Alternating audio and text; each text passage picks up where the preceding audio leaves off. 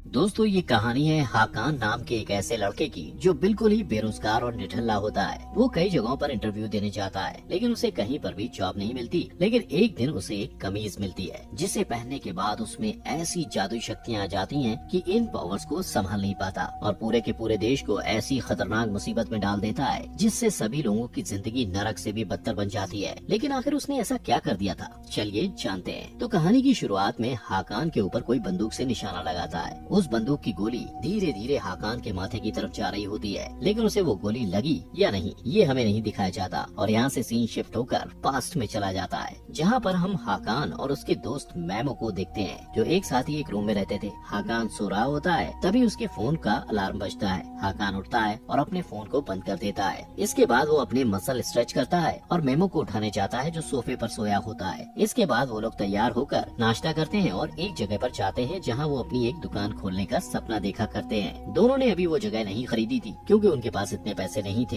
हाकान और मेमो उस दुकान के कांच के अंदर से झांकते हैं और बातें करते हैं कि वो अपने दुकान को कैसे डेकोरेट करेंगे। उसी वक्त मेमो देखता है कि उनके फ्यूचर की दुकान एक अरबपति बिजनेसमैन फैसल एडम की कंपनी कैवेडिन होल्डिंग के ठीक बगल में है। इसके बाद हाकान अपने पिता नेसेट कोलमार्क से मिलने के लिए जाता है। रास्ते में उसकी मुलाकात अपने पड़ोसियों और दोस्तों से भी होती है। वो सड़क के किनारे के बाजार में भागते हुए दिखता है और कई बाजारों, सड़कों और कोनों की दुकानों से होते हुए गुजरता है। इस बीच रास्ते में उसे एक औरत मिलती है जिसका नाम टरकॉन था। वो लोगों का भविष्य बताती है और हरकान से कहती है कि जल्द ही उसका भविष्य बदलने वाला है, जहाँ वो कुछ बड़ा और कुछ अलग करने वाला है। लेकिन हाकान वहाँ से चला जाता है, क्योंकि उसे किस्मत की बातों पर यकीन नहीं होता। हाकान अपने पिता के पास पहुँचता है। यहाँ उसे पता चलता है कि हाकान अनाथ है और नेसेट हाकान के पिता नहीं है, उन्होंने उसे गोद लिया था। हाकान अपने पिता से मिलता है, जो 600 साल पुरानी दुकान के मालिक थे और वो कुछ पुरानी और हाथों से बनी चीजें बेचते हैं। हाकान अपने पिता को अपनी एक दुकान खोलने के प्लान के बारे में बताता है, लेकिन नेसेट उसका मजाक उड़ाते हैं और उसके पहले के कामों के बारे में बताते हैं जो नाकामयाब हो चुके थे। हाकान उन्हें ये कहकर मनाने की कोशिश करता है कि उसकी दुकान बिल्कुल नई है और बहुत अच्छी जगह पर है, लेकिन नेसेट उसे नजरअंदाज कर देते हैं और उसे एक लड़की को कारपेट देकर आने के लिए कहते हैं, जो वहाँ घूमने आई थी और उसने एक दिन पहले उस कारपेट का ऑर्डर किया था। इसके बाद अगले सीन में अरबपति फैसल एडम को दिखाया जाता है, जिसने शुरुआत से मेहनत करके इतना बड़ा मुकाम हासिल किया था। फैसल एक हेलीकॉप्टर से उतरता है और उसकी मदद करने के लिए उसके साथ उसकी असिस्टेंट लैला और सुरक्षा दल का चीफ मसर होते हैं। लैला अपने बॉस को बताती है कि उसे हागिया सोफिया टेंडर पर चर्चा करने के लिए एक प्रेस कॉन्फ्रेंस में जाना है। हागिया सोफिया इस्तांबुल की एक इमारत है जो 1500 साल पुरानी है और इसकी बेमिसाल खूबसूरती की वजह से बहुत सारे बिजनेसमैन इस पर बोली लगाने वाले थे। फैसल एडम प्रेस में कहता है कि हागिया सोफिया इस्तांबुल का दिल है और वो इस बोली को जीतकर इसके वजूद को बनाए रखने का प्लान भी साझा करता है। इस बीच फैसल और उसकी टीम की मुलाकात गोखन गुलटेकिन से होती है, जो हागिया सोफिया पर बोली लगाने के लिए आया होता है। वो लोग एक दूसरे से मिलते हैं और बोली के लिए शुभकामनाएं देते हैं। इसके बाद सीन बदलता है और हाकान कारपेट लेकर उस टूरिस्ट लड़की के पास जाता है जो कैवेडिन होल्डिंग होटल में रुकी हुई थी। कारपेट देने के बाद जब हाकान वापस आ रहा होता है तो देखता है कि वेटिंग रूम में बहुत लंबी लाइन लगी हुई है। हाकान उस लाइन में खड़े एक आदमी से जब इस बारे में पूछता है तो उसे पता चलता है कि फैसल की कंपनी में जॉब के लिए इंटरव्यू लिया जा रहा है। हाकान के पास इतने पैसे नहीं थे, इसलिए वो तुरंत जॉब के लिए अप्लाई कर देता है। लैला उसका इंटरव्यू लेती है, जहाँ उनके बीच काफी रोचक बातें होती हैं। लेकिन हाकान के पास कोई कॉलेज डिग्री नहीं थी और न ही वो विदेशी भाषा बोल पाता था, इसलिए लैला उसे शुभकामनाएं देती है और कहीं और जॉब ढूंढने के लिए कहती है।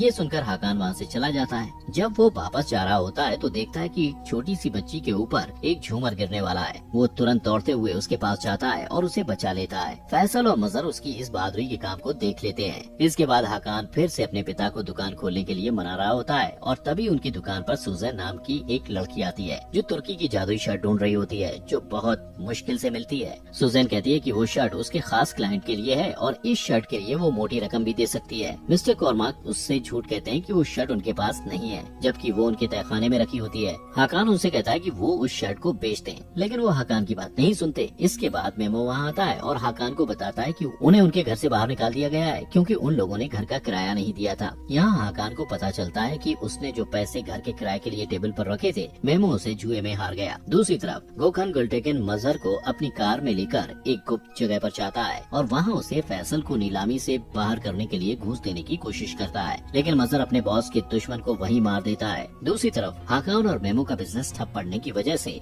उनका दिवालिया हो गया था, इसलिए दोनों मिस्टर कोलमार्क के तहखाने में उस शर्ट को चुराकर सुजैन को बेचने का फैसला करते हैं। शर्ट चोरी करने के बाद वो दोनों सुजैन से मिलने के लिए एक रेस्टोरेंट में जाते हैं और उसकी कीमत की बात करते हैं। सुजैन उन्हें बताती है कि इस शर्ट की कीमत लाखों में है और वो इस शर्ट को अपने क्लाइंट की तरफ से खरीद रही है, जो कोई और नहीं मजहर है। लेकिन तभी हाकान के पिता मिस्टर कोर्माक वहाँ आ जाते हैं और हाकान से वो शर्ट लेकर कहते हैं कि ये शर्ट बेचने के लिए नहीं है। उसी वक्त मजहर अपने साथियों के साथ वहाँ हमला कर देता है और गोलियां चलाने लगता है, जिससे मिस्टर कोर्माक को गोलियां लग जाती हैं। हाकान उन्हें हॉस्पिटल ले जाने की कोशिश करता है, लेकिन मिस्टर कोर्माक उसे अपने दोस्त के फार्मेसी चलने को कहते हैं। फार्मेसी जाने के बाद हाकान अपने पिता के दोस्त कमाल और उनकी बेटी जैनब से मिलता है। कमाल मिस्टर कोर्माक को इलाज के लिए लेकर जाता है और जैनब हाकान को संभालने की कोशिश करती है। दूसरी तरफ मेमो को मजहर का एक साथी टेकन पकड़ लेता है। टेकन और उसके साथी हाकान और उस शर्ट का पता लगाने के लिए मेमो को टॉर्चर करते हैं। दूसरी तरफ जैनब हाकान को एक गुप्त जगह पर लेकर जाती है, जहाँ कमाल मिस्टर कोर्माक का इलाज कर रहा होता है। हाकान कमाल पर गुस्सा हो जाता है क्योंकि वो उसके पिता को हॉस्पिटल लेकर नहीं गया था। मिस्टर कोर्माक कहते हैं कि अब बहुत देर हो चुकी है। वो हाकान को कमाल और जैनब के साथ रहने को कहते हैं क्योंकि वो लोग ही हाकान को सारी सच्चाई बता सकते हैं। वो हाकान को उन ताकत पर विश्वास करने को कहते हैं जो उसे किस्मत से मिली होती है। इतना कहने के बाद मिस्टर कोर्माक की मौत हो जाती है और हाकान सदमे में होता है। फिर कमाल और जैनब अपने बारे में बताते हुए कहते हैं कि वो लोग वफादार प्रोटेक्टर हैं, जिन्हें हाकान और उस शर्ट की हिफाजत करने की जिम्मेदारी मिली है। वो बताते हैं कि हाकान भी एक प्रोटेक्टर है, जिसका काम ऐसे लोगों को रोकना है जो कभी मर नहीं सकते हैं। ये वो बुराई है जो कभी भी किसी का रूप ले सकती है और इस्तांबुल के साथ पूरी दुनिया को बर्बाद करना चाहते हैं। इन्हें इमॉर्टल्स कहा जाता है। ये सब सुनकर हाकान को लगता है कि वो पागल हो जाएगा और उसे इन बातों पर विश्वास नहीं होता है। कमाल इस बात को साबित करने के लिए हाकान को वो शर्ट पहनने को कहता है।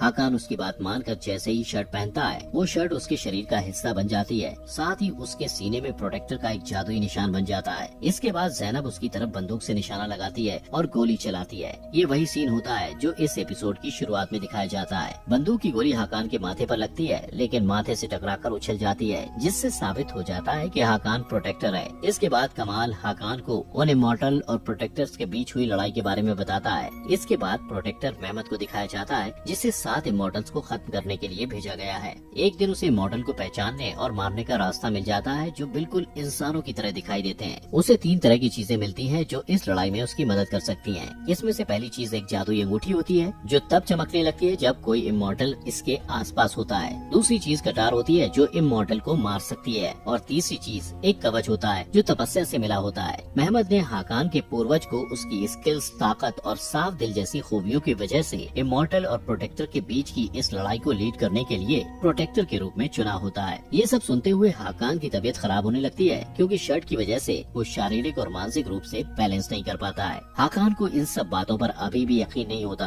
और वो सोचता है कि कमाल और उसकी बेटी ने उसे किसी तरह का नशा दिया है। दूसरी तरफ टेकन और उसके साथी मेमो से हाकान और उस शर्ट के बारे में पता लगाने की कोशिश करते हैं। इधर कमाल और जैनब के यहाँ कमाल हाकान को लेकर परेशान होता है और कहता है कि हाकान बिल्कुल भी ट्रेंड नहीं है और इमॉर्टल लड़ने के लिए तैयार नहीं है, इसलिए वो हाकान को लड़ाई के लिए तैयार करने का फैसला लेता है। इस बीच हाकान उस जगह से भाग जाता है और वापस अपने अपार्टमेंट में आ जाता है, जहाँ उसे पता चलता है कि टेकन उसका पता लगाने के लिए आस पड़ोस में पूछताछ कर रहा है। वो घबरा जाता है और अपने कमरे में ये सोचकर जाता है कि मेमो वहाँ होगा, लेकिन उसे मेमो नहीं मिलता। उसी वक्त उसकी नजर एक अजीब से डिब्बे पर पड़ती है, जिसमें एक बंदूक के साथ एक तस्वीर होती है, जो 1989 के समय की ली गई थी। उस तस्वीर में कमाल, नेसेट और मुराद नाम का एक आदमी था। इस बीच जैनब हाकान को ढूंढते हुए वहाँ आती है और वो लोग बात कर रहे होते हैं। तभी टेकन हाकान को मेमो के फोन से मैसेज करता है और उसे सुल्तान अहमद स्क्वायर मिलने के लिए बुलाता है। हाकान को लगता है कि मेमो ने उसे मिलने बुलाया है, इसलिए वो जैनब के साथ उससे मिलने के लिए चला जाता है। दूसरी तरफ कमाल सुजैन से मिलने के लिए आता है, ताकि वो पता कर सके कि उसे वो शर्ट किसके लिए चाहिए थी। उसे लगता है कि सुजैन के जरिए वो इमॉर्टल का पता लगा सकता है, लेकिन तब तक बहुत देर हो चुकी होती है, क्योंकि मजहर ने आम आदमी बन के सुजैन को मार दिया था, क्योंकि उसे डर था सुजैन उसकी पहचान लोगों के सामने ला सकती है। दूसरी तरफ टेकन मेमो के जरिए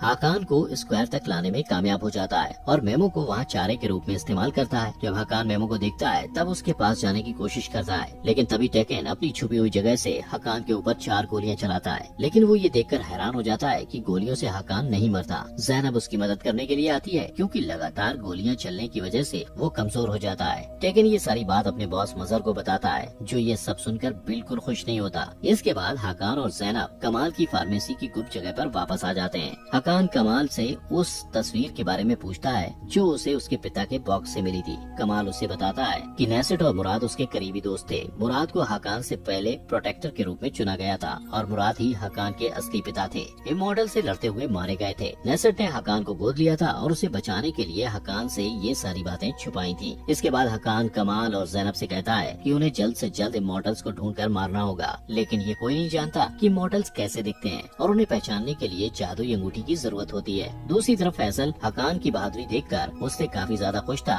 इसलिए वो लैला को उसे सुरक्षा दल का हिस्सा बनाने के लिए कहता है। वहीं दूसरी तरफ हम देखते हैं कि टेकन मजहर को हकान के बारे में कुछ जरूरी बातें बता रहा होता है। वो नेसेट का बैकग्राउंड चेक करता है और मजहर को एक फाइल देता है, जिससे पता चलता है कि उसका हकान और उस शर्त से कोई रिश्ता है। दूसरी तरफ कमाल हकान को उसके पूर्वजों के बारे में बताता है कि उन्होंने कैसे इस्तांबुल और पूरी दुनिया को प्लेग और अकाल से बचाया था, जो इमॉर्टल्स की वजह से फैला था। कमाल हकान को अपने दिमागी स्थिति को काबू करना सिखाता है ताकि जादुई शर्टों से प्रोटेक्ट कर सके। वो हकान के हाथों में गर्म पत्थर का टुकड़ा रख देता है, जिससे हकान ज्यादा से ज्यादा दर्द बर्दाश्त करना सीख सके और वो इमॉर्टल्स का सामना कर पाए। वो उसे लड़ना सिखाता है। इसके बाद कमाल हकान और ज़ैनब को बड़े वफादार से मिलने के लिए कहता है, जिसके पास जादुई अंगूठी होती है। वो कहता है इमॉर्टल उस अंगूठी को पाने के लिए कभी भी उनके पीछे आ सकते हैं, इसलिए ये देखना जरूरी है कि अंगूठी सही हाथों में है। प्रोटेक्टर को इमॉर्टल्स का पता लगाने और उन्हें खत्म करने के लिए तीनों जादुई चीजों की जरूरत होती है, जिसमें से जादुई शर्ट हकान के पास होती है और जादुई अंगूठी बड़े वफादार के पास होती है। लेकिन सभी वफादारों के पास अलग अलग जादुई चीजें हैं, इसलिए उन चीजों को प्रोटेक्ट करने के लिए उनका उसूल होता है कि वो एक दूसरे से बात नहीं कर सकते। जब हकान और ज़ैनब बड़े वफादार से मिलने जाते हैं तो कमाल सूजन की मौत का पता लगाने के लिए हॉस्पिटल जाता है और वहाँ के एक कर्मचारी से बरामदे का सीसीटीवी फुटेज मांगता है। दूसरी तरफ मजहर फैसल से इस बात को लेकर नाराज होता है कि वो बिना उसकी सलाह के नए सुरक्षा कर्मी को काम पर रखने की कोशिश कर रहा है। फैसल उसे यकीन दिलाता है कि वो उसकी जगह कभी भी नए सुरक्षा कर्मी मतलब हकान को नहीं देगा। वो उसे आगे सोफिया कॉन्ट्रैक्ट की जीत की खुशी मनाने को कहता है। फैसल इस बात से अनजान होता है कि उसकी ये जीत इसलिए हुई क्योंकि मजहर ने गोकन को मार दिया था। दूसरी तरफ हकान और ज़ैनब बड़े वफादार से मिलने उसके पते पर जाते हैं और सुनसान से घर पर पहुँचते हैं। जब वो लोग घर के अंदर जाते हैं तो उन्हें एक आदमी मिलता है जो खुद को बड़े वफादार का बेटा बताता है। उसका नाम खान होता है। वो हकान और ज़ैनब को बताता है कि उसकी माँ एक कमरे में बंद है, उसकी मानसिक स्थिति ठीक नहीं है और मॉनिटर की मदद से उस पर नजर रखी जाती है। वो ये भी कहता है कि 7 साल पहले उनके साथ एक हादसा हुआ था, जिसकी वजह से वो किसी से बात नहीं करती हैं। खान दोनों को अपनी माँ के कमरे में लेकर जाता है और खुद दूसरे कमरे में चला जाता है, जहाँ से मॉनिटर की मदद से